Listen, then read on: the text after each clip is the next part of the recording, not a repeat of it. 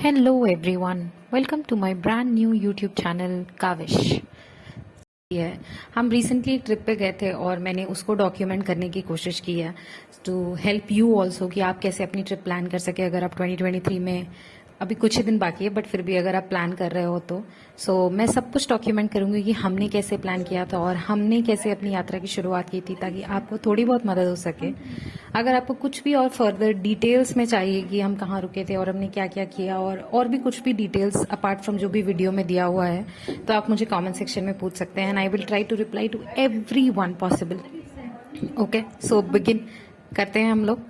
सो हमने ये journey basically जून के टाइम में की थी, तो आप देख सकते हो मैंने यहाँ पे एयरपोर्ट की क्लिप्स डाली है। तो हम रांची से ट्रैवल कर रहे थे, तो रांची से हमने फ्लाइट ली थी दिल्ली तक की। तो दिल्ली तक आपको आराम से बहुत सारे मोड्स ऑफ ट्रांसपोर्ट मिल जाएंगे लाइक ट्रेन एंड फ्लाइट। हमारे लिए फ्लाइट कन्वीनियंट थी तो हमने फ्लाइट ली थी दिल्ली तक।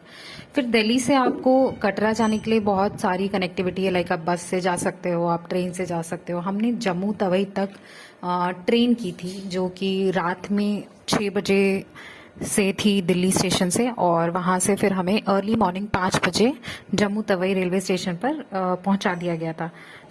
एक चीज़ मुझे बहुत अच्छी लगी कि अगर आप फ्लाइट से दिल्ली एयरपोर्ट जा रहे हो तो आपको स्टेशन जाने के लिए कोई चिंता करने की ज़रूरत नहीं, क्योंकि अंदर ही मेट्रो स्टेशन अवेलेबल है जहां से आप आराम से दिल्ली स्टेशन पहुंच सकते हो।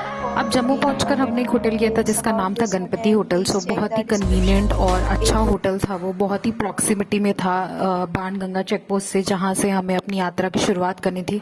आप देख सकते हो यहाँ पर हम रेडी हो गए हैं और हमारी ये होटल की मैंने थोड़ी सी क्लिप्स डाली है। बहुत ही इकोनॉमिकल था, बहुत महंगा नहीं था, बट डिसेंट क्लीन वगैरह था होटल।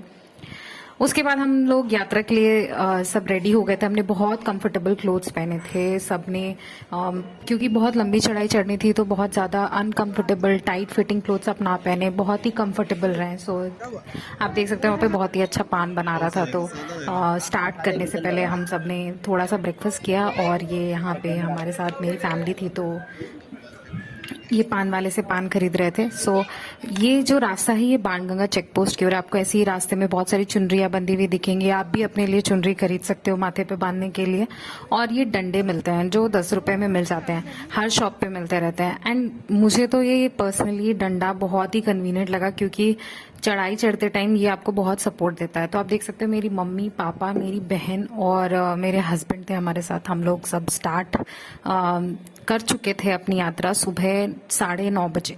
9:30 बजे हमने यात्रा पर्ची काउंटर से अपनी ऑनलाइन पर्ची दिखाकर अपना अपना RFID कार्ड, आप देखोगे आगे चल के हमारे गले में एक ID कार्ड जैसा टंग रहा है। सबने वो ले लिया था। वहां पे बस स्टॉप के पास ही वो मिलता है, तो वो पहनना मैंडेटरी है। सबको वो ID कार्ड जरूर पहनना होता है। वो एक तरह का ट्रैकिंग है कि हाँ आप इस दिन चढ़ाई चढ़ रहे थे। आप ये देख सकते हो, ये हम बाणगंगा चेक पोस्ट की तरफ जा रहे थे। आप वहां तक ऑटो भी ले सकते हो, बट हम थोड़ा ओवर स्मार्ट बनकर वहां तक पैदल ही चले गए।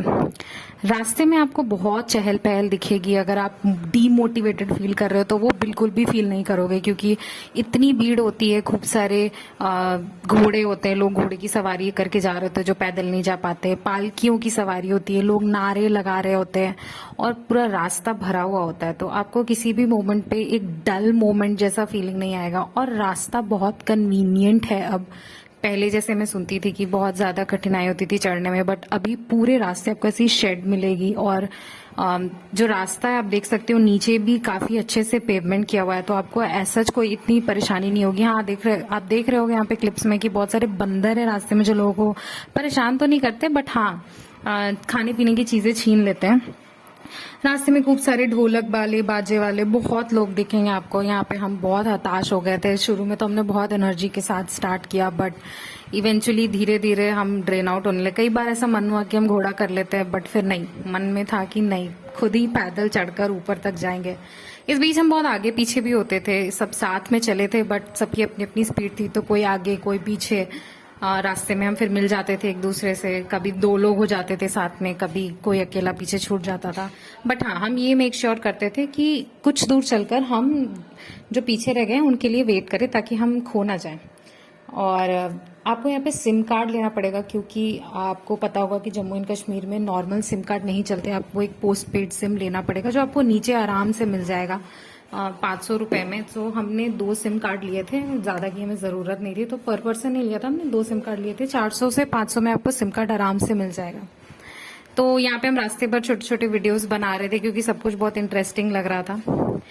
आप देख रहे होगे यहाँ पे हम थोड़ा सा रुक कर आराम कर रहे थे, लाइक 15 मिनट का ब्रेक लिया था हमने। खूब सारे बाजे वाले, नारे वाले, सब कुछ मिलता है जो आपको बहुत एंटरटेन करते रहेंगे रास्ते भर। और हाँ, बीच बीच में ये सीढ़ियाँ थी। अगर आप देखोगे कि जो स्लोप टाइप का रास्ता है उस बीच में उसको पास करने के लिए सीढ़ियाँ हैं। मतलब अगर आप ये सीढ़ियाँ चढ़ जाओगे ना तो आप एक लंबा रास्ता स्किप कर पाओगे। बट सीढ़ियाँ क्या होती है कि बड़े लोगों के लिए चढ़ने में डिफिकल्टी होती है, इसीलिए लोग वो स्लोप वाला रास्ता ही प्रेफर करते हैं। सो ये आपकी मर्जी है, बच्चे बहुत कूद कूद कर सीढ़ियाँ चढ़ जाते हैं। अब बहुत जद्दोजहद के बाद हमने आधा रास्ता कवर किया। आप देख सकते हो बहुत ही ताज्जुब हुआ मुझे। ये अर्धकुंवारी की क्लिप्स है। यहाँ पे मैकडॉनल्ड्स, डोमिनोज सब कुछ अवेलेबल था इतनी हाइट पे। मुझे पता नहीं वो लोग वहां तक सामान कैसे पहुंचाते हैं, बट हाँ, रास्ते भर आपको खाने पीने की चीजें खूब सारी मिलती रहेंगी। और यहाँ अर्धकुंवारी में पहुंचकर तो आपको बीकानेर वाला, डोमिनोज और मैकडॉनल्ड जैसे आप देख सकते हो सब कुछ मिलेगा। एक चीज आप याद रखना कि अर्धकुंवारी के बाद जो नया वाला रास्ता है, प्रेफरेबली हम जो आप ये क्लिप देख रहे हो, वे टू भवन, जो ये गुफा टाइप का रास्ता है, आप ये लेने की कोशिश करना। क्योंकि क्या है ना, ये जो नया वाला रास्ता है ये पुराने वाले रास्ते से थोड़ा सा कम चढ़ाव वाला है, ऐसा मैंने फील किया। तो ये यहाँ अर्धकुंवारी आने के बाद हमने वो पुराना वाला रास्ता छोड़कर नया वाला रास्ता ले लिया था। आप देख सकते हो बहुत ही सिक्योर है रास्ता। रास्ते में भर फेंसिंग की हुई है कि कोई मिसहैपनिंग ना हो जाए। और जो पहाड़े हैं वो और थोड़ी स्टीप होने लगती है, थोड़ी चढ़ाव होने लगती है। और लगभग 5 से 6 घंटे की चढ़ाई के बाद सबका वेट करते हुए, थोड़े पॉजेज लेते हुए हम फाइनली ऊपर तक पहुंच गए। आपको दिखेगा कि हम इतने खुश हो रहे थे क्योंकि रास्ते भर माइलस्टोन्स लगे हुए हैं, 1 किलोमीटर, 2 किलोमीटर ऐसे। जैसे ही वो हम फाइनली वो ओपन में पहुंचे ना, हमारी खुशी का ठिकाना नहीं था क्योंकि रास्ते भर हम एक दूसरे को मोटिवेट करते हुए आ रहे थे। जितना आसान ये दिखता है उतना आसान ये होता नहीं है। बट हाँ, आपको कोई प्रॉब्लम नहीं होगी क्योंकि रास्ते पर बहुत सारी फैसिलिटीज हैं जो सरकार और श्राइन बोर्ड ने अवेलेबल कराई हैं। आप रेस्ट कर सकते हो, आप मसाज ले सकते हो, दवाइयाँ मिलती हैं, खाने पीने की चीजें मिलती हैं। हाँ, बट बहुत हैवी मत खाना।